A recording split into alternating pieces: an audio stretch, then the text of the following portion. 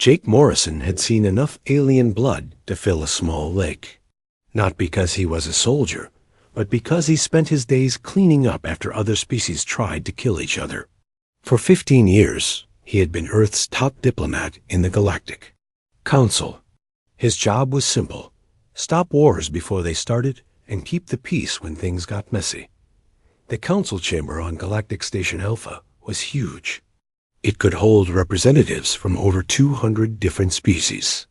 Jake had walked into this room thousands of times, carrying files full of treaties and peace agreements.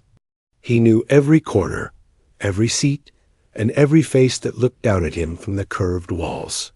Today felt different. The air tasted wrong, like metal and fear. Jake sat in the human section, watching the other delegates file in. The Kreks looked angry as always, their thick gray skin covered in ritual scars. The Veltar floated in their water tanks, tentacles moving in patterns that meant they were upset. The Zentari stood tall and proud, their golden skin shining under the chamber lights. The Zentari made Jake's stomach hurt. They thought they were better than everyone else in the galaxy.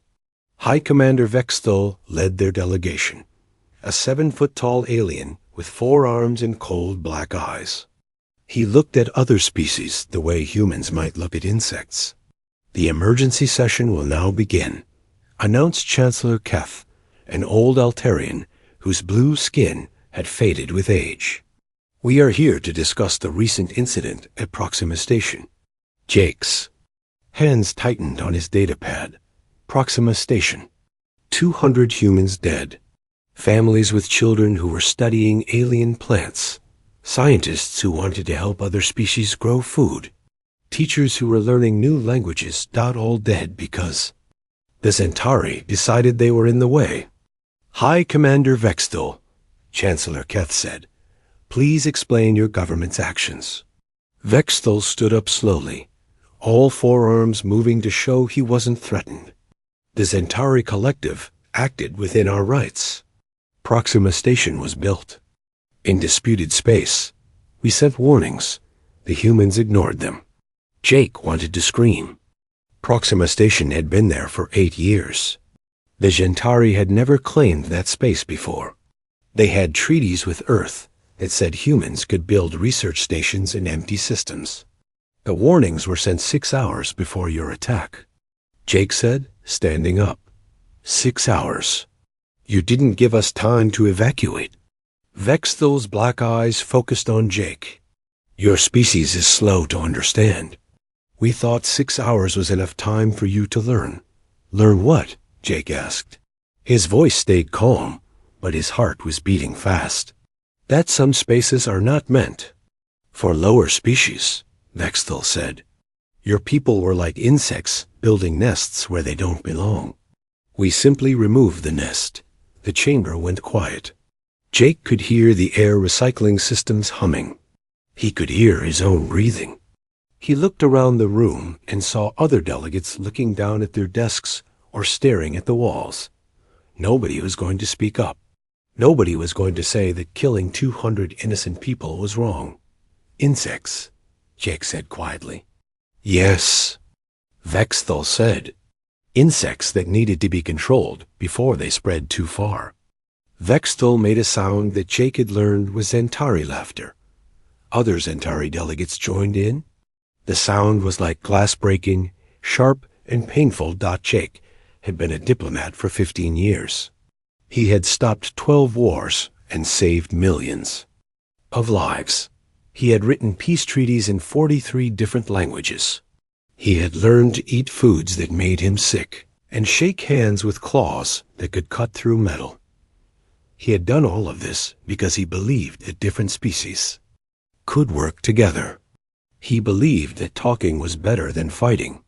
He believed that the galaxy could be a better place if everyone tried to understand each other. But as he listened to the Zentari laugh about dead human children, something inside him broke. Jake opened his communication device and sent a message to Earth. It was short and simple. "Recommend immediate withdrawal from all galactic agreements. Diplomacy has failed. Then he stood up and walked to the center of the chamber. Every eye in the room focused on him. The laughter stopped. "I have served as Earth's representative to this council for 15 years, Jake said. His voice was steady and clear. In that time, humans have stopped wars, protected trade routes, and shared our technology freely. We have asked for nothing in return except the chance to be part of something bigger than ourselves." He looked directly at Vexthel. "Today, you called us insects. You laughed about murdering our families. And not one voice in this chamber spoke against you." Chancellor Keth leaned forward. "Ambassador Morrison, please remember that emotions have no place in diplomatic discourse." Jake smiled, but it wasn't a happy smile. "You're right, Chancellor. Emotions have no place here. Neither do humans." He activated his communication device so everyone could hear. "This is Ambassador Jake Morrison. Please confirm receipt of my recommendation." The answer came back immediately. "Recommendation approved. Begin immediate withdrawal." Jake looked around the chamber one more time. "The United Earth government is withdrawing from all treaties, trade agreements, and military cooperation pacts with the Galactic Council. All human diplomatic staff will return to Earth within 72 hours. All human military vessels will withdraw from neutral zones and return to Earth space." The chamber erupted in noise. Delegates were shouting in dozens of languages. "Chancellor." Keth was banging his staff on the floor, trying to restore order. "You cannot simply leave," Vexthel said, his four arms spreading wide. "The galaxy needs human services. Your technology, your peacekeeping forces, your medical supplies." Jake was already walking toward the exit. He stopped and turned back. "Should have thought of that before you decided we were insects." "This is a mistake," Chancellor Keth called out. "Humanity has responsibilities to the galactic community. Our only responsibility now is to ourselves," Jake said. "You wanted to see what the galaxy looks like without human interference. You're about to find out."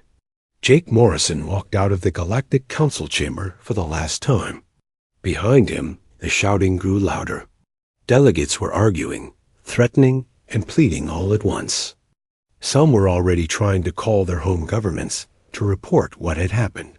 None of them understood yet what they had just lost. They would learn soon enough.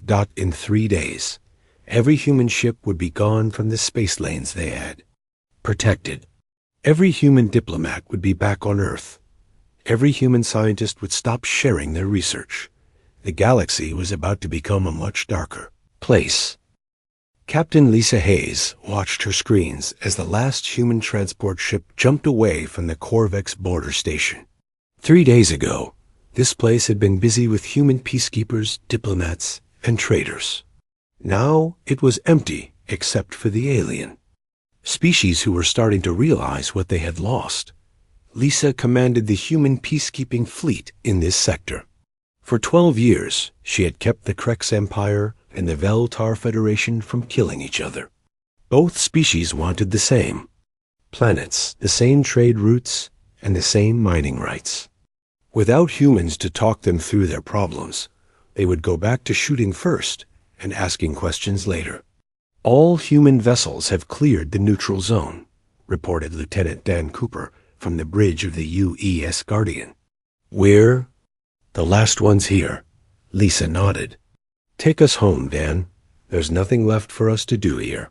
As the Guardian turned toward Earth space, Lisa's communication system lit up with incoming messages. The Krex were demanding to know why human ships were leaving. The Veltar were asking if this was some kind of military exercise. Smaller species were begging the humans to stay. Lisa ignored them all. Her orders were clear: return to Earth space and defend human interests only. Everything else was no longer her problem. 2 hours after the last human ship left the border station, the shooting started.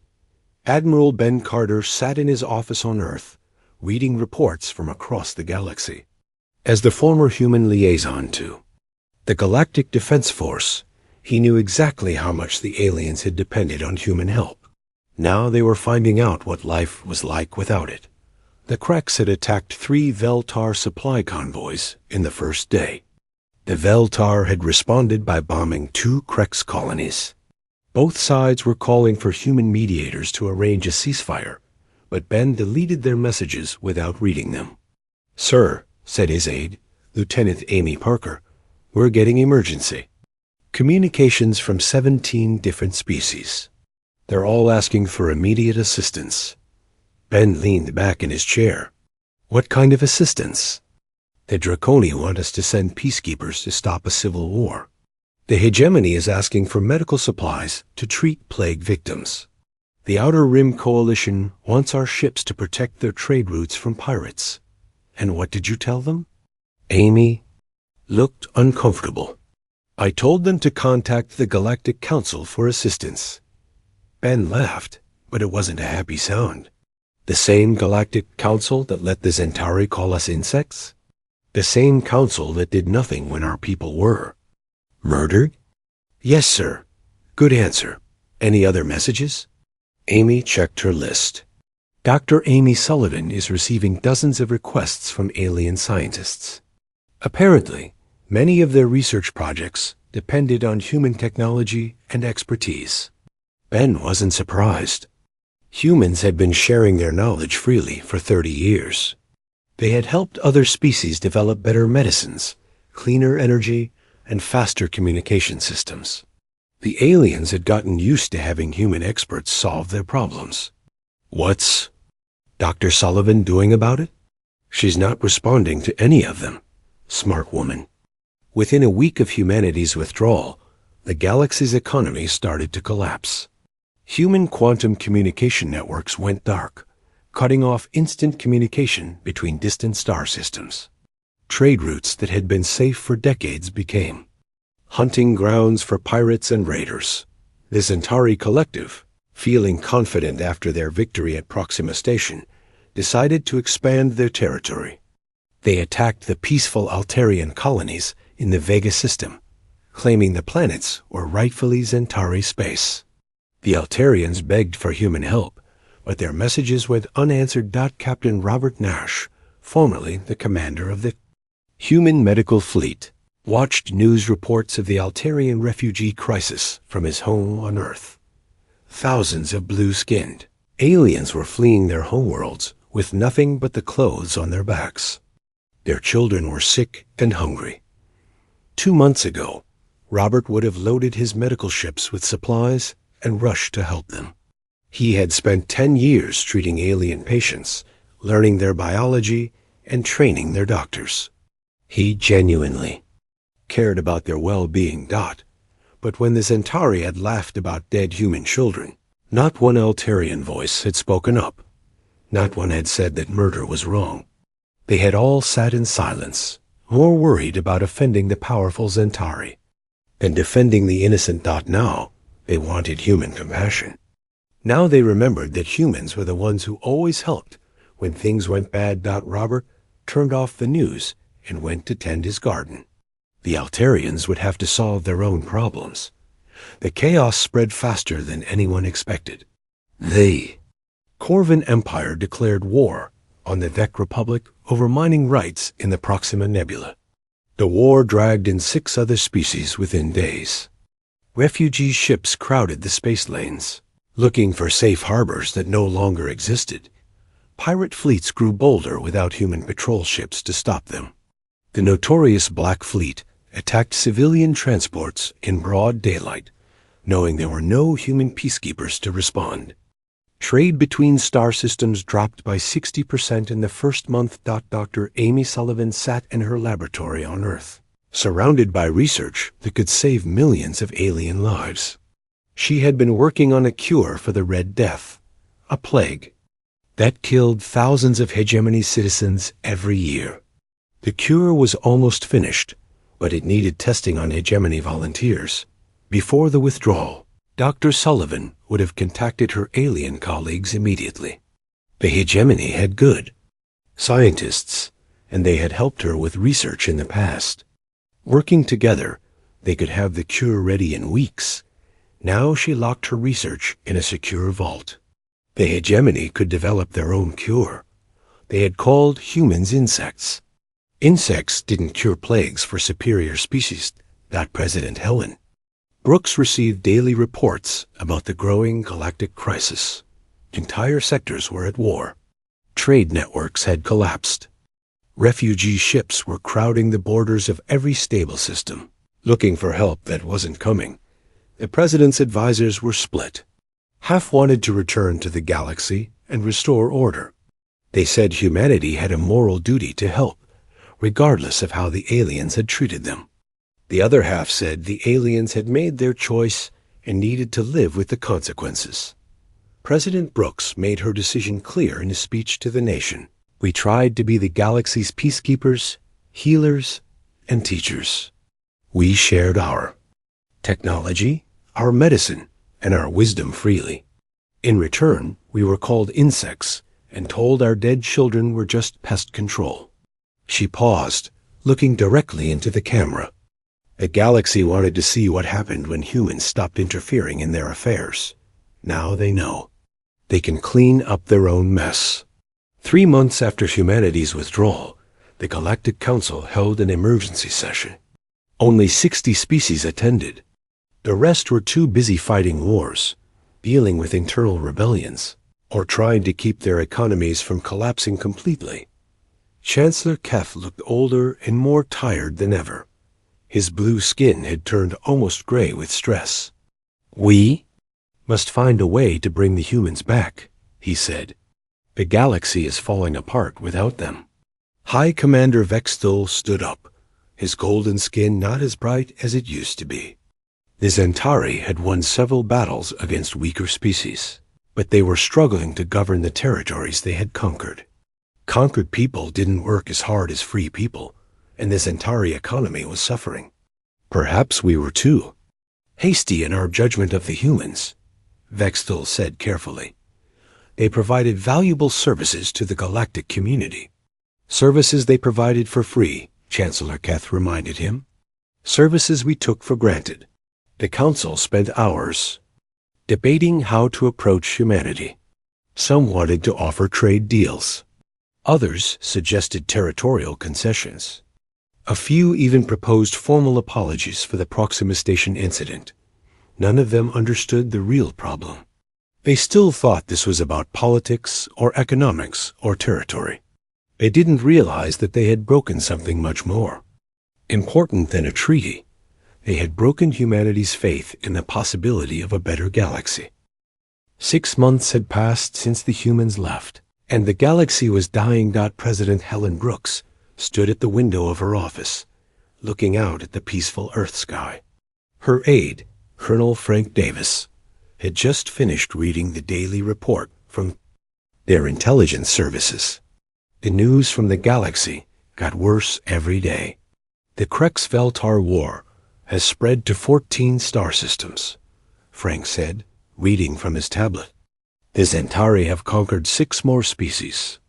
The Outer Rim is completely lawless now. Pirate fleets control most of the trade routes. Helen nodded, but didn't turn around. Any word from the Galactic Council? They're asking for a meeting. Again. This was the 15th request in 2 months. The aliens were getting desperate. Their perfect galaxy was falling apart without humans to hold it together. What are they offering this time? Helen asked. Frank checked his notes. Full reparations for Proxima Station. Exclusive trading rights in 12 sectors. Territory grants. In the Outer Rim, they're also promising to punish the Zentari leadership. Helen finally turned around. And what do they want in return? The same thing they always want. They want us to come back and fix everything. Helen sat down at her desk. The aliens still didn't understand what they had done wrong. They thought this was about money or territory or political power. They thought they could buy back 30 years of human goodwill with a few trade deals and empty promises. Send them the same answer we always send, Helen said. No. On Galactic Station Alpha, Chancellor Keth was running out of options. The old Altarian looked around the council chamber, noting all the empty seats. Half the species in the galaxy were too busy fighting wars to attend council meetings. The other half had stopped paying their membership fees. Supreme Chancellor Keth had been trying to contact Earth for months. Every message was ignored. Every diplomatic offer was rejected. The humans had built a wall around their space and refused to let anyone through. "We need to try a different approach," said Ambassador Krolana, an insect-like creature from the Hive Collective. "Perhaps we should send a formal delegation to Earth. Show them how serious we are about reconciliation." High Commander Vexthal shifted uncomfortably in his seat. The proud Zentari leader looked tired. His golden skin had lost its shine, and his forearms moved with less confidence than before. Conquering territory was easy. Governing it was much harder, especially when the conquered people kept rebelling. "The humans are being unreasonable," Vexthal said. "One small incident should not end 30 years of cooperation." Chancellor Keth stared at him. "You killed 200 innocent people and called them insects in front of the entire council. And we all sat there and let you do it." "They were in disputed territory," Vexthal said weakly. "There was no dispute until you created one," Chancellor Keth snapped. "You wanted those research stations destroyed, so you invented a legal excuse. The truth was finally coming out. Everyone in the chamber knew that the Zentari had attacked Proxima Station because they were jealous of human scientific achievements. The humans had been learning things the Zentari couldn't understand, making discoveries that threatened Zentari superiority. So they had destroyed the station and killed everyone on it, thinking the humans would just build another one somewhere else. They had never imagined that humans would abandon the galaxy entirely. "We will send a delegation to Earth," Chancellor Keth decided. "I will lead it personally." 3 weeks later, Chancellor Keth's ship arrived at the edge of Earth's solar system. It was the first alien vessel to approach human space since the withdrawal. The ship was immediately surrounded by human patrol vessels. "Alien vessel, you are in restricted space," came the radio message. "State your business or leave immediately." "This is Supreme Chancellor Keth of the Galactic Council," the old Altarian replied. "I request permission to meet with your government leaders." There was a long pause. Then a different voice came on the radio. "Chancellor, this is Admiral Ben Carter. You have 1 hour to state your business. After that, you will leave." Chancellor Keth felt hopeful. At least the humans were willing to talk. "We come to offer reparations for the Proxima Station incident. Full compensation, territory grants, exclusive trade agreements." Another pause. "Follow our escort ships. Any deviation from the prescribed course will be considered a hostile act." Chancellor Keth was taken to a small space station at the edge of the solar system. It was clearly military, with weapons pointed in every direction. He was met by President Helen Brooks herself, along with several human officials. The meeting room was simple and cold. No decorations, no comfortable chairs, no refreshments. This was business, not diplomacy. "Madam President," Chancellor Keth began, "I want to personally apologize for the tragedy at Proxima Station. The Galactic Council condemns the Zentari actions completely." President Brooks sat across from him, her face showing no emotion. "Where was this condemnation 6 months ago? Where was it when your council sat in silence while my people were called?" "Insects? We were shocked by the Zentari representative's words," Chancellor Keth said. "We should have spoken up immediately." "Yes, you should have," President Brooks agreed, "but you didn't. You waited until your galaxy started falling apart. Now you want us to come back and clean up your mess." Chancellor Keth leaned forward.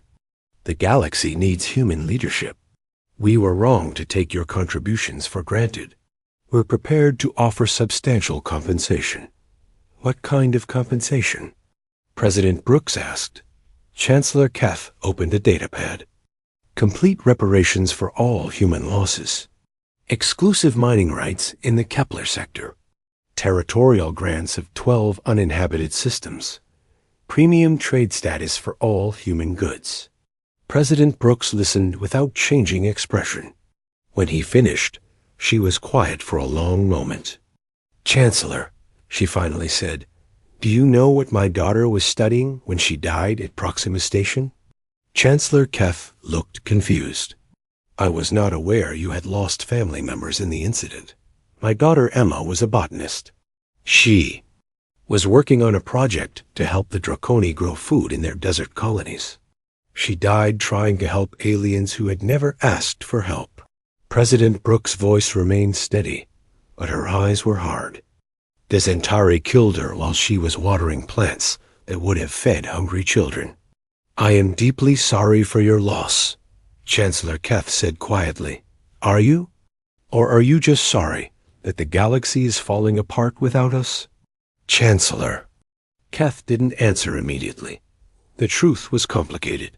He did feel bad about human deaths, but he was more worried about galactic stability.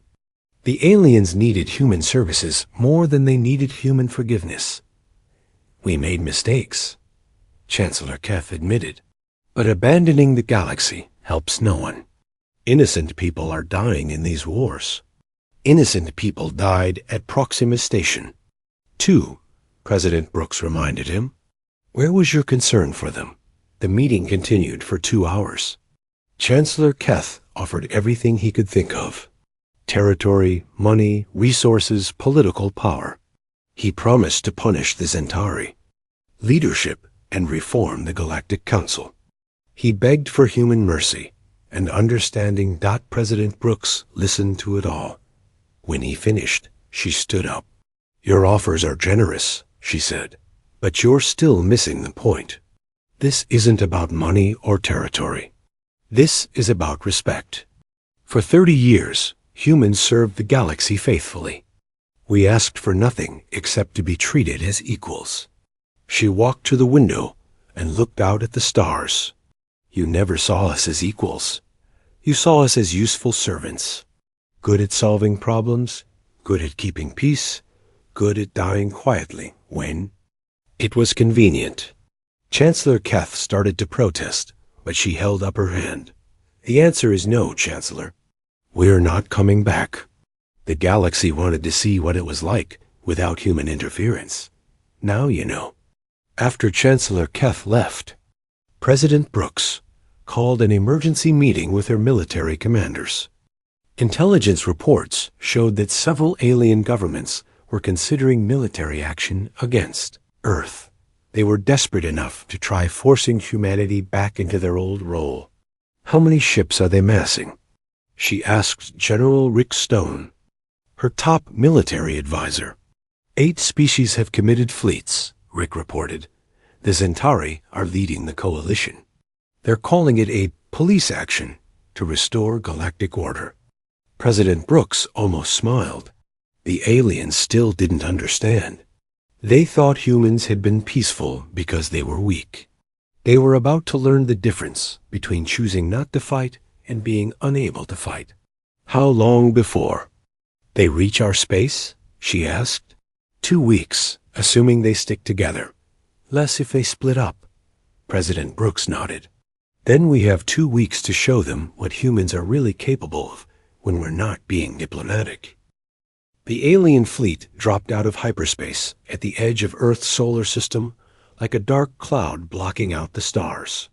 800 ships from 8 different species, all united by desperation and the foolish belief that they could force humanity. Back into submission. High, Commander Vexthal stood on the bridge of his flagship, the Golden Supremacy, watching the blue-green planet that had caused so much trouble. Earth looked peaceful from this distance, just another world spinning quietly around its yellow star. It was hard to believe that such a small planet could bring down galactic civilization. Long-range sensors show human ships moving to intercept, reported his tactical officer. Approximately 200 vessels. Vexthul felt confident. 800 ships against 200. The humans had always been outnumbered in galactic conflicts, but they had won through diplomacy and clever tactics. This time, there would be no talking, no clever plans. Just superior numbers crushing inferior resistance. Open a communication channel to all human vessels. Vexthul ordered. The response came immediately. This is General Rick Stone of the Earth Defense Forces. You are in violation of human space. Withdraw immediately or face the consequences. Vexthul smiled, showing his sharp teeth. General Stone, this is High Commander Vexthul. We have come to restore order to the galaxy. Humanity will resume its peacekeeping duties and diplomatic obligations. Surrender now, and we will be merciful. There was a pause. Then General Stone's voice came back, and he sounded amused.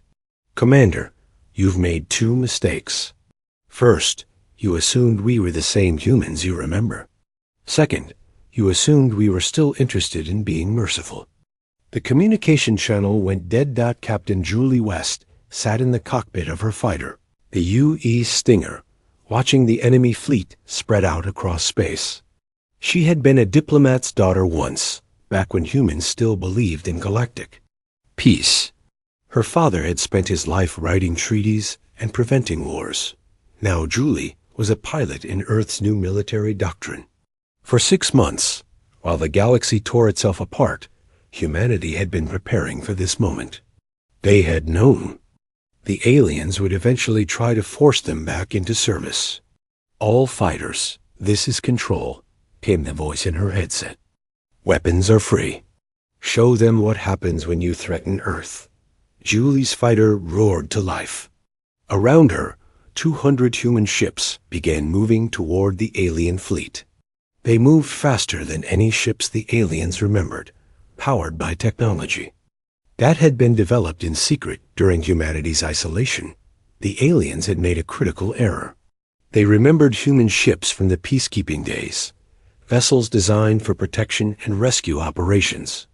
These new ships were built for only one purpose: destroying anyone who threatened humanity. The battle began at long range. The alien fleet fired first, sending thousands of energy beams toward the human ships. But the humans weren't where the aliens expected them to be. Human vessels moved like dancers, twisting and turning through space in patterns that seemed impossible. Commander Dan Murphy piloted the UES Retribution, a heavy cruiser designed to kill other warships. His target was the Golden Supremacy, Vexthul's flagship. The Zentari had built their ship to look impressive, all golden armor and ceremonial decorations. It was beautiful and completely useless in real combat. Fire all weapons, Dan ordered. The Retribution's guns spoke with voices of thunder. Energy beams and projectile weapons reached out across space, tearing through the Golden Supremacy's armor like paper. Secondary explosions lit up the Zentari flagship as its power systems overloaded. On the bridge of the Golden Supremacy, alarms were screaming. Half of Vexthul's crew was dead or injured. The ship's golden armor, his pride and symbol of Zentari superiority, was melting under human weapons fire. How are they doing this? Vexthul shouted over the noise. Their weapons shouldn't be this powerful. His tactical officer, bleeding from a head wound, looked up from his console. Sir, these aren't the same weapons the humans used during peacekeeping operations. These are completely new designs. Vexthul realized with growing horror that the humans had been holding back during 30 years of galactic service. All those times human peacekeepers had stopped wars, they had done it without using their real military capability. They had chosen to be gentle, to use minimum force, to preserve life whenever possible. Now the humans had stopped choosing to be gentle. The battle raged for 18 hours. The alien coalition had expected to overwhelm human forces through sheer numbers. Instead, they found themselves fighting an enemy that moved too fast, hit too hard, and seemed to predict their every move. Captain Lisa Hayes commanded a squadron of human destroyers that carved through the enemy fleet like knives through cloth. These weren't the same slow, defensive ships she had used during border patrol duty. These vessels were built for speed and firepower, designed by engineers who no longer cared about alien feelings or galactic law. Target the Krek's heavy cruiser. Lisa ordered full spread. Her ships fired in perfect coordination. The Krek's vessel, a massive warship that had terrorized weaker species for decades, simply came apart under human weapons fire. Pieces of metal and atmosphere scattered across. Space like confetti, the alien fleet began to break apart. Species that had been united by desperation started blaming each other for the disaster. The Vel-Tar accused the Kreks of poor tactics. The Kreks blamed the Zentari for leading them into a trap. Smaller species began trying to withdraw from the battle, but the humans weren't letting anyone leave. Admiral Ben Carter watched the battle from the command center on Luna Station. His screens showed the alien fleet being systematically destroyed by forces they couldn't understand or match. It was exactly what he had expected.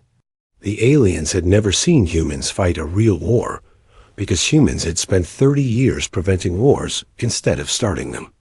"Sir," reported his communications officer, "we're receiving surrender requests from 12 different ships." "Denied," Ben said without hesitation. "They came here to force us back into slavery. Let them face the consequences of that decision."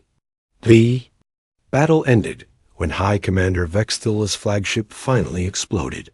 The Golden Supremacy, symbol of Zentari power and arrogance, became an expanding cloud of debris and plasma. With their leader dead and their fleet shattered, the remaining alien ships tried desperately to escape. Most of them didn't make it. When the shooting stopped, space around Earth was filled with wreckage. 800 alien ships had entered. The solar system, fewer than 50 limped away, badly damaged and carrying news of humanity's true power to the rest of the galaxy. Not a single human ship had been lost.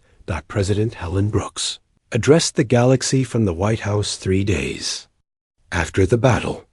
Her speech was broadcast on every frequency, translated into every language, and transmitted to every corner of known space.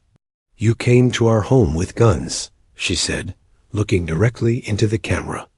"You demanded that we return to our old role as your servants and peacekeepers. You thought you could force us to care about your problems again." She paused, letting her words sink in across hundreds of worlds. "You were wrong. For 30 years, humanity chose to be diplomatic. We chose to be peaceful. We chose to help species that never helped us in return. Those were choices, not weaknesses." The camera pulled back to show the wreckage of alien ships drifting past Earth's moon. "When you called us insects and laughed at our dead children, you made a choice too. You chose to throw away the best thing that ever happened to your galaxy." President Brooks stepped closer to the camera.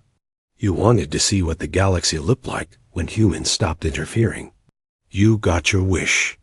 Wars everywhere, trade routes controlled by pirates, entire species fleeing their homeworlds. That's your galaxy without human help."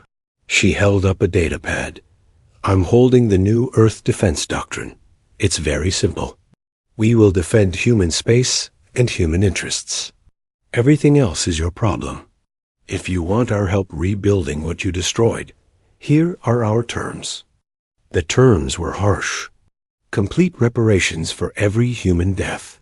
Total restructuring of galactic law to prevent future atrocities. Recognition that humanity would never again serve as unpaid peacekeepers for ungrateful species. Most importantly, any species that wanted human aid would have to earn it through actions, not words. The days of taking human goodwill for granted were over forever. Jake Morrison, the former ambassador who had walked out of the Galactic Council 6 months earlier, watched the president's speech from his home in Colorado.